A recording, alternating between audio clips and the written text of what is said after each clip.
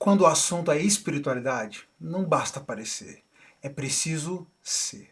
É sobre isso que eu quero conversar com você hoje a partir da nossa leitura, que foi da carta de Paulo aos Colossenses. Como eu tenho dito nesses últimos dias, nessas leituras em que nós temos muitos princípios sendo tratados em pouco texto e num único dia, eu vou escolher um dos aspectos que me chamaram a atenção para tratar com você aqui.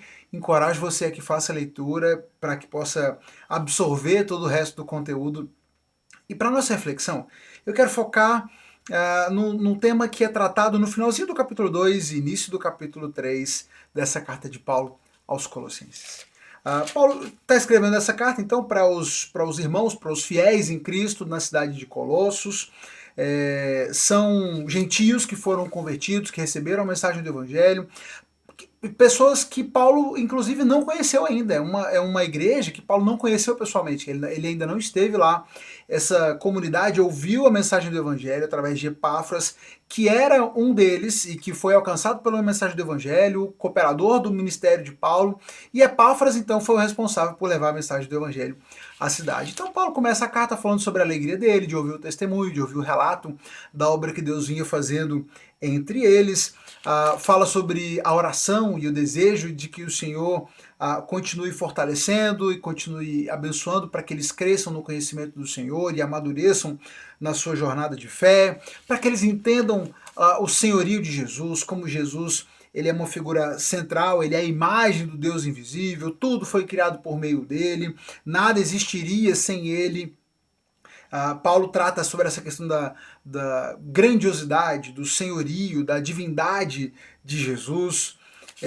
Paulo trata sobre ele fala sobre o trabalho em favor da igreja, sobre como ele tem se dedicado para servir a igreja do Senhor e como ele tem trabalhado para que esses irmãos amadureçam, e esse é o maior propósito dele, que eles sejam encontrados maduros em Cristo, e é por isso que ele trabalha tanto, por isso que ele se dedica tanto, até que, a partir do capítulo 2, ele vai tratar de um tema que ele tem trabalhado com outras igrejas, que é a questão do legalismo, a questão da circuncisão e o fato e esses movimentos de judeus, cristãos, judeus que se converteram ao cristianismo e que têm tentado impor um movimento judaizante, de circuncisão, de respeito às leis e às tradições judaicas. Paulo também vai escrever para esses irmãos de Colossos, afinal de contas são gentios e certamente estão lidando com essas pressões. Paulo escreve sobre isso, sobre a importância de que eles entendam que a circuncisão que foi feita na vida deles não foi uma operação física, mas uma operação espiritual. Eu achei muito legal essa expressão.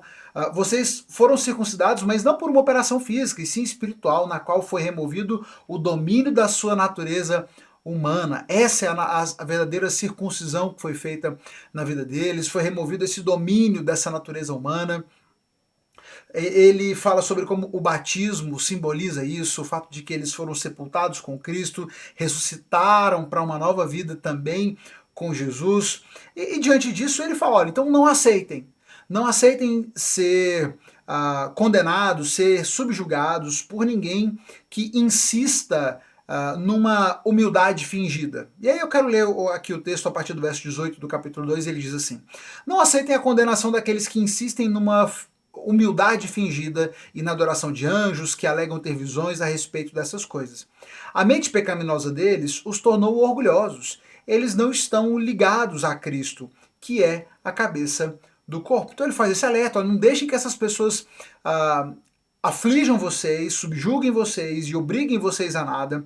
A verdade é que essas pessoas não estão ligados a Cristo, não estão ligados ao Senhor, eles são orgulhosos demais para isso. E por isso, então, não entrem nesse jogo do pode, não pode, pode comer isso, pode beber aquilo. Não limitem a fé e a vida espiritual de vocês a essas coisas, porque a verdade é que tudo isso, essas coisas todas não passam de sombras se comparadas à realidade que vocês um dia vão experimentar, e essa realidade é o próprio Cristo. É isso que ele vai tratar. O importante é Jesus, e a vida de vocês com Jesus, essas coisas são essas coisas, o que pode comer, o que pode beber, se vocês fazem determinadas festas, se respeitam determinados rituais, tudo isso é detalhe, isso é sombra de algo muito maior, e esse algo muito maior é o próprio Jesus, e esse vocês já têm.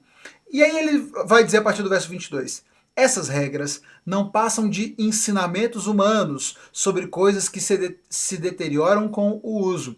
Podem até parecer sábias, pois exigem devoção, abnegação, rigorosa disciplina física, mas em nada contribuem para vencer os desejos da natureza pecaminosa. E aqui para mim está o ponto central desse destaque que eu quero fazer com você nessa noite.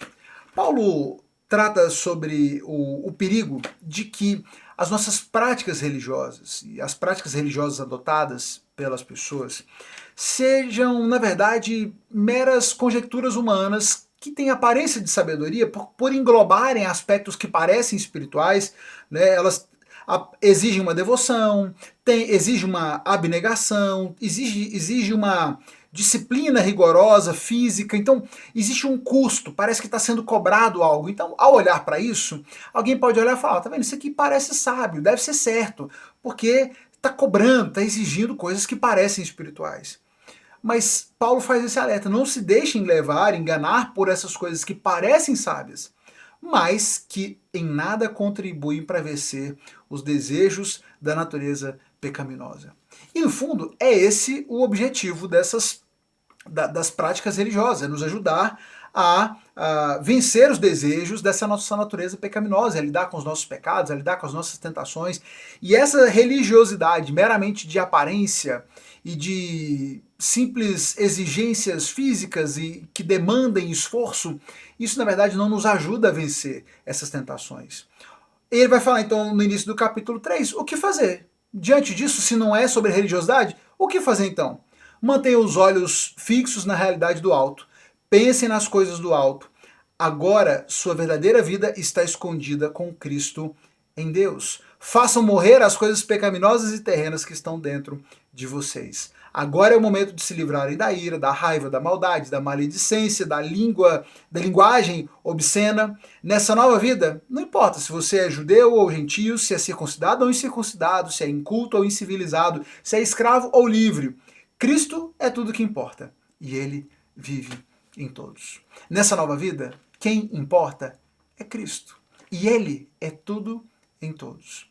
Essas práticas superficiais, que parecem espirituais, em nada contribuem. Por isso, foque em Jesus. Se você começou e tem trilhado essa caminhada com o Senhor, foque nele. Foque em entender que a sua vida agora pertence a Ele. Em transformar a atenção, o centro da sua vida, no Senhor.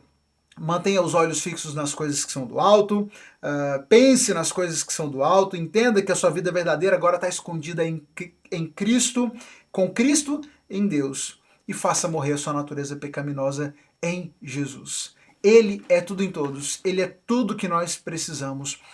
Não se deixe levar por religiosidade. Muitas pessoas vivem vidas carregadas de religiosidade, que lhes parecem muito sábias aos seus olhos, porque exigem esforço, exigem demandas de horário, presenças em programações, e tem um aspecto, uma aparência muito sábia e muito espiritual. Mas a verdade é que só uma vida genuinamente focada em Jesus, nos esquecendo de nós e focados nele, entendendo que a nossa vida agora pertence a Ele, só isso de verdade vai edificar as nossas vidas e nos possibilitar trilhar essa jornada de fé.